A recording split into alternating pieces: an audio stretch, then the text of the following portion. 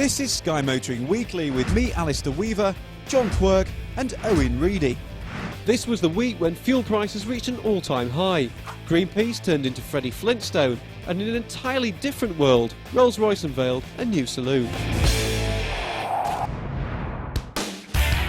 Just when you thought Renault had lost its va-va-voom, the French car maker releases this, the stunning Laguna Coupe. It's a two-door version of the Laguna hatch that thankfully doesn't look anything like its boring older sibling. It should be in UK showrooms mid-October with the choice of either a 3.5 litre V6 petrol engine or an all-new 3 litre V6 diesel.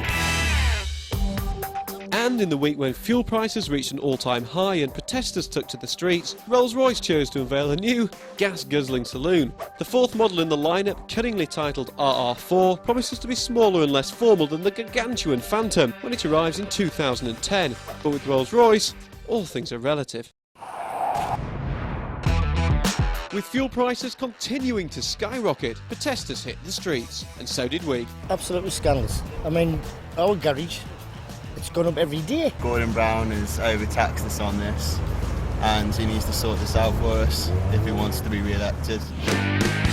Quite possibly the best ever car competition kicks off on June the 2nd. We're talking about Nissan's GTR Academy. It's kind of like Fame Academy for petrolheads, but without Patrick Keelty and those really annoying phone lines you have to call at 50 quid a minute. All entrants must perform a timed lap on the driving game Gran Turismo, but the fastest drivers will get to learn their skills for real in a 480 brake horsepower Nissan GTR, and then even compete in next year's Dubai 24-hour endurance race. I was lucky enough to get some extra practice in behind the wheel of the new GTR last week. What a car, absolutely awesome. For all further information, log on to www.gtacademy.eu.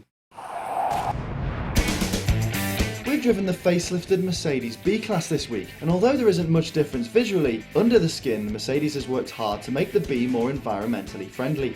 The diesel range has been tweaked to produce fewer emissions, while the top-end petrol versions can now be specified with stop-start technology, in a package Merck is calling Blue Efficiency. And if your reverse parking's a bit shabby, you can even get active parking assist. Thing is, with prices starting at more than £17,000, the B-Class is still a little too expensive for us to recommend. We'd go with an A-Class, which scores just as well for space, versatility and image.